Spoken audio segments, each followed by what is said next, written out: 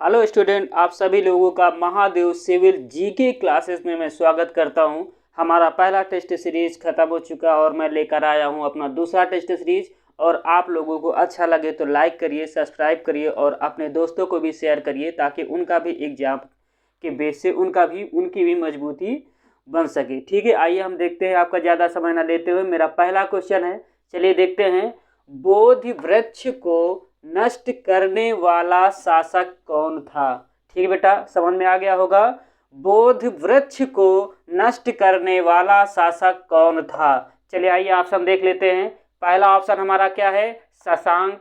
दूसरा ऑप्शन हमारा क्या है? पुष्यमित्र शुंग। तीसरा ऑप्शन हमारा क्या है? ईशान वर्मा। और चौथा ऑप्शन हमारा क्या है? प्रवर सेन। चलिए फटाफट टिक लगाइए, कौन सा सही होगा। चलिए कोशिश करिए। ठीक है, चलिए मैं बताता हूँ। ठीक है, चलिए देखते हैं। हमारा क्वेश्चन सही होगा शशांक का। ठीक है, आइए शशांक के बारे में थोड़ा सा देख लेते हैं। शशांक जो था, शशांक ये हर्ष का समकालीन था। किसका समकालीन था? ये हर्ष का समकालीन था। और ये कट्टर शैव था। क्या था? कट्टर, ये कट्टर शैव था। ठीक है, ये कट्टर क्या था? ये कट्टर शशांक कट्टर शैव था। और इसके सिक्कों पर एक तरफ, ठीक है, एक तरफ शिव नंदी की आकृति मिलती है। एक तरफ शिव और दूसरी तरफ नंदी की आकृति मिलती है। ठीक है, ह्वेनसांग के विवरण में बताया गया है कि बोध गया के बोध वृक्ष को कटवाकर गंगा में फेंकवा दिया था शशांक ने।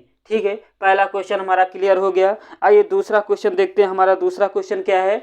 संघ लोक सेवा आयोग की प्रथम महिला अध्यक्ष कौन थी? ठीक है, हमारा दूसरा क्वेश्चन क्या है कि संघ लोक सेवा आयोग की प्रथम महिला कौन थी? ठीक है, पहला ऑप्शन हमारा क्या है? वीणा मजूमदार। दूसरा ऑप्शन हमारा क्या है? Margaret Alva. और तीसरा ऑप्शन हमारा क्या है? रोज बैथ्यू। और चौथा ऑप्शन हमारा क्या है? डेन्यूब रेड्डी। ठीक है, चलिए फटाफट लगाइए टिक कि संघ लोक सेवा आयोग की प्रथम महिला अध्यक्ष कौन थी। चलिए बताइए कौन सा सही होगा। चलिए देखते हैं। हमारा तीसरा ऑप्शन रोज बैथ्यू सही है। इन्होंने 1992 से 1996, ठीक है, 96 तक इस पद पर कार्य की थी, इसकी अध्यक्ष बनी थी। चलिए आइए हम अपना तीसरा क्वेश्चन देखते हैं। नाथपा झाकरी परियोजना किस नदी पर बनाया गया है? हमारा तीसरा क्वेश्चन है, नाथपा झाकरी परियोजना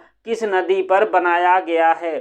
पहला ऑप्शन हमारा क्या हो जाएगा? चिनाब नदी। दूसरा ऑप्शन सतलज नदी। तीसरा ऑप्शन रावी नदी। और चौथा ऑप्शन हमारा क्या है? ब्यास नदी। चलिए फटाफट बताइए इसमें हमारा कौन सा ऑप्शन सही होगा। चलिए ठीक है, इसमें हमारा दूसरा ऑप्शन सही होगा। ठीक है, नाथपा झाकरी परियोजना सतलज नदी पर बनाया गया है और ये हिमाचल प्रदेश में है। ठीक है, आइए देखते हैं चिनाब नदी पर कौन सी परियोजना है। ठीक है, देख लेते हैं चिनाब नदी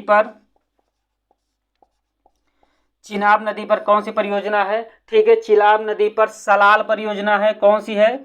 सलाल परियोजना है।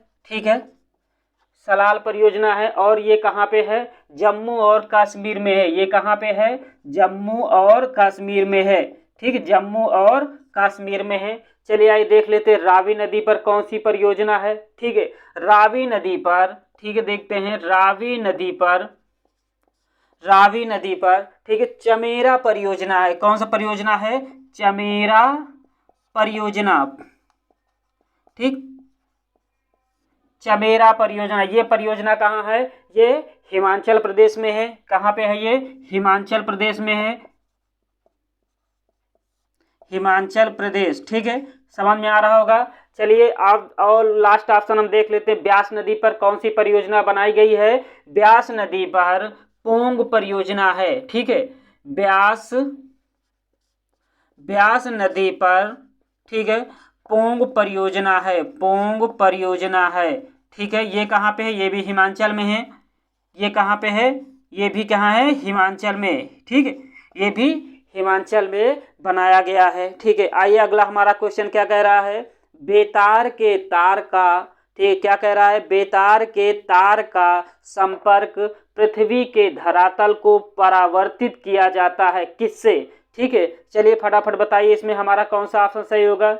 चलिए इसमें हमारा आयनोस्फीयर, ठीक, इसमें हमारा आयनोस्फीयर ऑप्शन सही होगा। ठीक बेटा, आइए फटाफट देख लेते हैं हमारा कौन सा इसमें सही होगा। ठीक है, चलिए,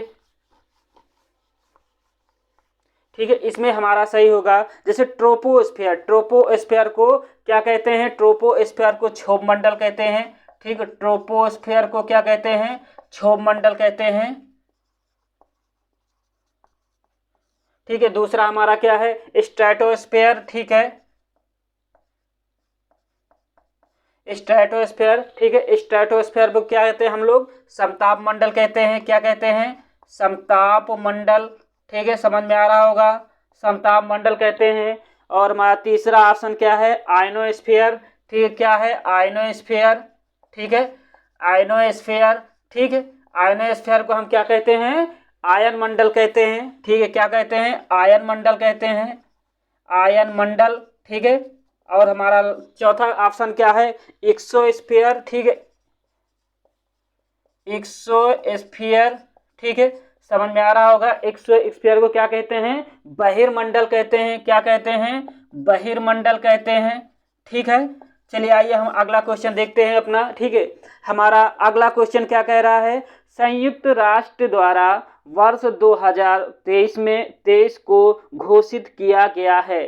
फिर से एक बार क्वेश्चन रिपीट कर लीजिए। चलिए फटाफट आइए, संयुक्त राष्ट्र द्वारा वर्ष 2023 को घोषित किया गया है। ठीक है, हमारा पहला ऑप्शन क्या कह रहा है, चावल का अंतर्राष्ट्रीय वर्ष।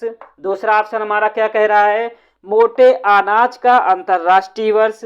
ठीक है, तीसरा ऑप्शन हमारा क्या कह रहा है, तिलहन का अंतर्राष्ट्रीय वर्ष। ठीक, चौथा ऑप्शन हमारा क्या कह रहा है, गेहूं का अंतर्राष्ट्रीय वर्ष। चलिए फटाफट टिक लगाइए कौन सा सही होगा, चलिए बताइए। चलिए ठीक है, देखिए इधर, इसमें सही होगा मोटे अनाज का अंतर्राष्ट्रीय वर्ष। ठीक है, इसमें ये ऑप्शन सही होगा। चलिए बताइए, कमेंट करके जरूर बताइएगा कि कितना सही हुआ है इसमें से। ठीक है, थैंक यू, जय हिंद।